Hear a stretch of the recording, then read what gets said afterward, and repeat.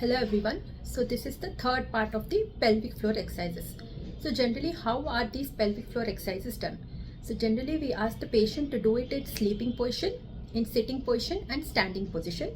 Generally we ask the patient to do 2 or 3 times in a day. Ideally at least 2 times a day is sufficient, mornings and evenings. So there are two methods. One is a short squeeze and the other is a long squeeze. So basically the pelvic floor muscles have a cycle of 3 important things: contract, hold, relax, stop, and again come back to the position of contract. Okay, so first let's talk about the short squeeze. So generally these short squeezes are either for 2 seconds or 5 seconds, where we ask the patient to contract the pelvic floor muscles, hold for 5 seconds, then relax for another 5 seconds, wait and repeat the procedure. The long squeeze consists of the same thing but for a longer duration. We ask the patient to contract the pelvic floor muscles, hold it for a longer time like 10 seconds, relax for another 10 seconds and stop and come back to the contracting position again.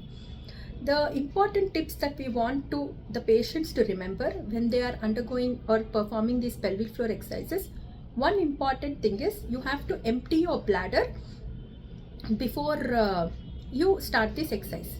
And the other important thing is always relax your pelvic floor muscles after the contraction episode. Okay, it should not be that you are continuously contracting the pelvic floor muscles and relaxing and not giving it adequate relaxation. Next is, see to it that you are not contracting the muscles in your legs, buttocks or abdomen. It should be the pelvic floor muscles, that is the muscles mainly around your vagina and the rectum. Okay, and generally we ask the patient to at least do it for 6 months, because most of them get results or start seeing results in about 6 months time.